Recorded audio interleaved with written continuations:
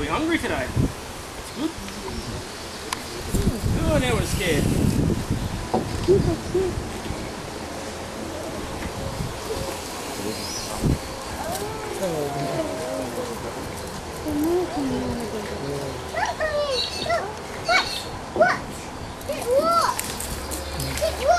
Here they come.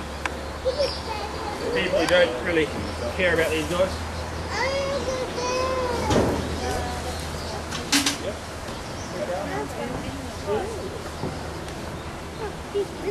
Sorry guys, the ones from Florida, I know you're not really interested, but we've got to show the Aussies and the non-people from Florida what an alligator actually is. So with quite a broad snout and smaller teeth, the alligator can actually generate more closing pressure than estuarine crocodile. But it's sort of due to a specialised food item, and that is the alligator snapping turtle. Okay, so they're pretty big, and they need to be able to break up that shell. Not like we eat M&Ms. Yeah, noise they make. That's what they do with snapping turtles. They're more vocal as well. They're not as aggressive. But to try and show you what they do to actually break up food, guys.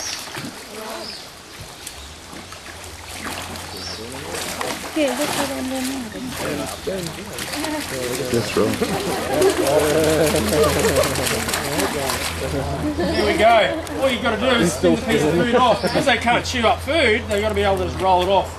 So you can imagine a big estuarine crocodile grabs a pig on the front trotter, okay, and it's a big one, and it puts its feet back, leans back, okay, wants to get away. All the pig's got to do, he can shake his head, try and get off its feet, get it into the water, or he can go to town on it, or he can just start spinning. Mr. Piggy's trotter comes off, crocodile has a nice mouthful of food, you've got a tripod of a pig, okay? Doesn't need to kill the whole animal. So that's particularly handy with things like beasts, like water buffalo, which have been introduced to Australia. Yeah, scrub bulls, big pigs, stuff like that. Okay, but yeah, they can shake their head, a lot of strength in their neck, and that's pretty devastating to itself, okay? Because yeah, a lot of hooved animals, they just lean back, put their hooves in, they don't want to go anywhere, particularly if they've been grabbed on the head. They can sort of roll from there, they can take the beast to either snap its spinal column, or takes it off its feet, and then they can get it into the water, okay? Do they drown food? I don't know. It's maybe a theory some people come up with, but how do you test that? I'm not sure.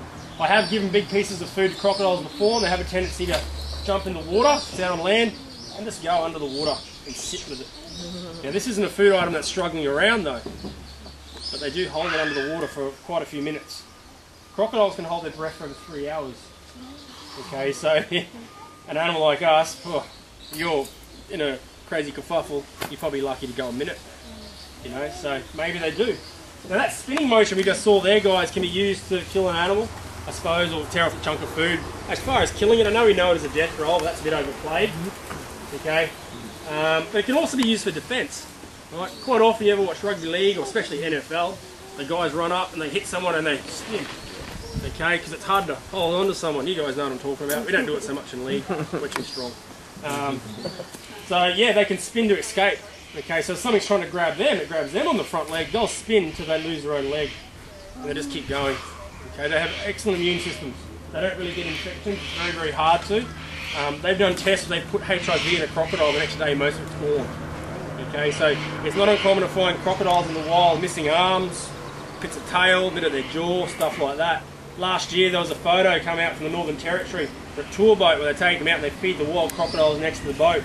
One crocodile called Brutus, I think it was, about 5.5 metres. This is probably one of the biggest crocodiles I've ever seen, like pictures of. One of the biggest. And he's jumping up right next to the boat, pretty crazy stuff. He's missing his front leg. Okay, it wouldn't really bother him because they're used mainly for a bit of walking, which in a lot of big rivers they don't do much of that. They can sort of just go like this. Okay, and also for braking, steering, stuff like that. Okay. Now I'll see if the other guy wants to eat.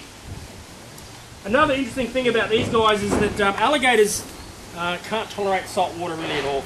Now all true crocodiles, even the freshwater crocodile, if you chuck it in the ocean, it can actually desalinate water with a special gland to keep hydrated.